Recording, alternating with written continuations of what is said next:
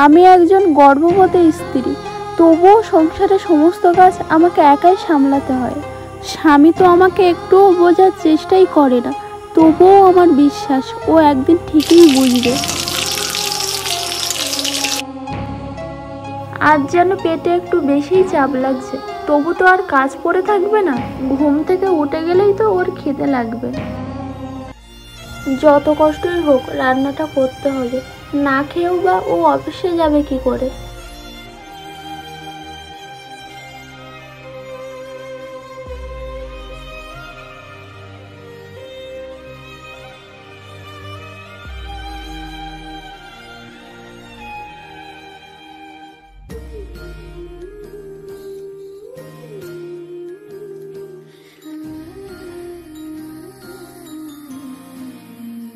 কি হলো, এখনো ভাত হয়নি?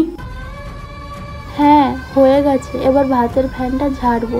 শরীরটা খারাপ লাগছিল তাই দেরি হলো। তুমি বসো, আমি দিচ্ছি। যতদিন না ডেলিভারি হবে শুধুই কেবল অজুহাত দিয়ে যাবে।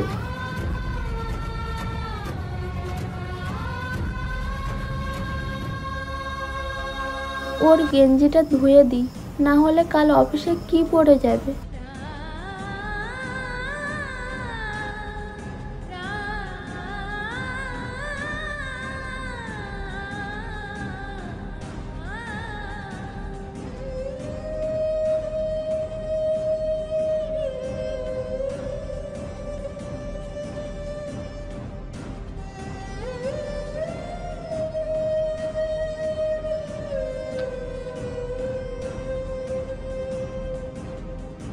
বৃষ্টি, কি হয়েছে তোমার?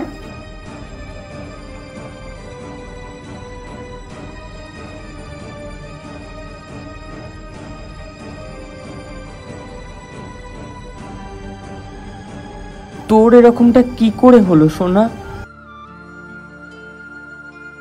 তোমার গেঞ্জিটা ময়লা হয়ে গেছিল, কাল অফিসে কি পরে যাবে তাই ধুয়ে দিচ্ছিলাম, হঠাৎ চারপাশটা অন্ধকার করে এলো। তুই আমার জন্য এত কিছু করিস, আমি কখনো বোঝার চেষ্টা করিনি, আজ বুঝতে পারছি। তুই না থাকলে তো আমার জীবনটাই অন্ধকার। শুধু তুই না, আমাদের ফ্যামিলিতে যে নতুন মেম্বারটাও আসতে চলেছে তাকেও আমি আগলে রাখবো। আজ থেকে সব কাজ একসাথে করব, কারণ এই সংসারটা শুধু তোর নয়, আমারও।